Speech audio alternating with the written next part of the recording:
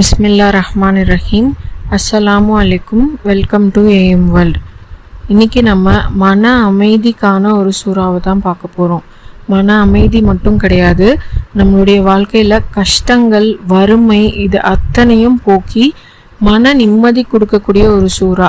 அது மட்டும் கிடையாது, வேலையே இல்லை, நல்ல படிப்பு இருக்குது, நல்ல நாலேஜ் இருக்குது, ஆனால் வேலை கிடைக்காது. அப்படி இல்லையா, வேலை இருந்தாலும் நல்ல சம்பாத்தியம் நமக்கு இருக்காது, இல்லை நம்ம செய்யக்கூடிய தொழிலில் நல்ல வருமானம் நமக்கு இருக்காது, தொழில் முடக்கமாக இருக்கும், தொழில் சிலருக்கு நல்ல வருமானமே வராமல் எப்பவும் போல் ரொம்பவும் அதில் ஒரு சரியான வருமானம் இல்லாமல், அதில் ஒரு சரியான போதுமான நமக்கு பரக்கத் இல்லாமல் இருக்கும்.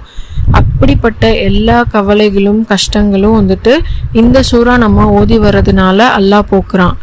என்ன நடக்குது அப்படின்னா, நம்மளுடைய மன அமைதி பெறுது, நம்ம சந்தோஷம் அடைகிறோம். அதாவது நம்மளுடைய உள்ளத்தில் நம்ம ரொம்ப மகிழ்ச்சி அடைகிறோம் இந்த சூறாவை நம்ம ஓதுறதுனால. அது மட்டும் இல்லாமல் வேலை இல்லாதவங்களுக்கு நல்ல வேலையும் கிடைக்கும்.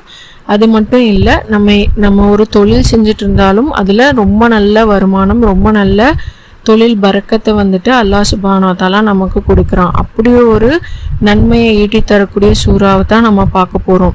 அந்த சூறா என்ன அப்படின்னா, சூரா அல் காரியா.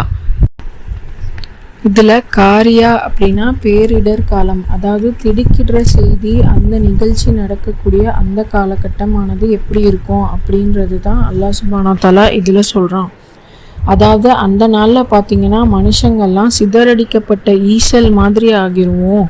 அது மட்டும் இல்லை, மலைகள் கூட ஒரு கொட்டப்பட்ட பஞ்ச மாதிரி மெலிசான ஒரு கணத்துக்கு வந்துடும். அது மட்டும் இல்லை, அந்த நாளில் அல்லாஹ் சுப்ஹானஹு வ தஆலா மீசான் தராசில் நம்மளுடைய நன்மைகளை எடை போடுவான். அப்போ யாருடைய நன்மைகள் கனத்து அல்லாஹ் சுப்ஹானஹு வ தஆலா கிட்ட நம்மளுடைய நன்மைகள் அதிகமாக காட்டப்படுதோ அவங்களுக்கு மட்டும்தான் அந்த வெற்றி, அந்த சொர்க்கமானது நமக்கு அல்லாஹ் நிர்ணயிக்கிறான். அப்படி இல்லாமல் நம்ம போயிட்டோம், நம்மளுடைய நன்மையினுடைய கணம் குறைவாக இருந்ததுன்னா அவங்களுக்கு என்றைக்குமே ஹாமியா அப்படின்னு சொல்லக்கூடிய அந்த நரக பள்ளத்தாக்கில் விழுந்து கிடப்போம் அப்படிங்கிறத அல்லாஹ் சுப்ஹானஹு வ தஆலா இந்த சூறாவில் எச்சரிக்கிறான். இந்த சூறாவை பார்த்திங்கன்னா 160 முறை ஓதுறது ரொம்ப சிறந்தது. நம்ம எந்த நாட்டங்கள் நிறைவேறணும் அப்படின்னு நினச்சாலும் இந்த சூறாவை நம்ம தொடர்ந்து தினமும் பார்த்திங்கன்னா 160 முறை, சில மார்க்க பெரியார்கள் 160 முறைன்னு சொல்கிறாங்க, சிலர் 103 முறை ஓதினாலே போதும் அப்படின்னு சொல்கிறாங்க. அவங்களுக்கு என்ன மாதிரி ஓதணுன்னு இருக்கோ அவங்க ஓதிக்கலாம். 160 முறை ஓதுறது இன்னும் சிறந்தது. நம்மளுடைய காரியங்கள் வேகமாக கை கூடுறதுக்காக நம்ம என்ன நாட்டம் வச்சுருக்கோமோ அதை மனசில் நினச்சிட்டு இப்படி நம்ம ஓதி வரலாம்.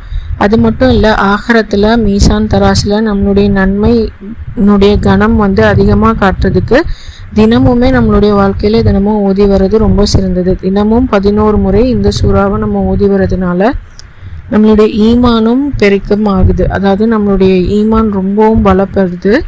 அது மட்டும் இல்லை, நம்ம எந்த வேலை செஞ்சாலும் அதை அல்லாஹ் இலகுவாக மாற்றி கொடுக்குறான்.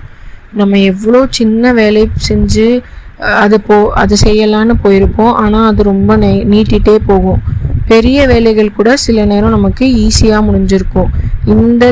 இந்த சூறாவை நம்ம ஓதிட்டு வர்றதுனால நம்மளுடைய எல்லா வேலையும் லேசாக அல்லாஹ் ஆக்குறான், நம்ம ரொம்ப ஈஸியாக செஞ்சு முடிக்க முடியும். இவ்வளோ நன்மைகள் இந்த சூறாக்கு இருக்குது. இன்ஷா அல்லாஹ் நம்ம இந்த சூறாவை தொடர்ந்து ஓதிட்டு வரலாம். நம்ம எல்லாருடைய துவாக்கள், ஹாஜத்துக்கள், ஹலாலான விருப்பங்கள் எல்லாத்தையும் அல்லாஹ் சுப்ஹானஹு வ தஆலா கபூல் செய்யட்டும். ஆமீன் ஆமீன் யா ரப்பில் ஆலமீன். நானும் உங்கள் எல்லாருக்காகவும் துவா செய்கிறேன், நீங்களும் எல்லாரும் எங்களுக்கு துவா செய்யுங்க. அஸ்ஸலாமு அலைக்கும்.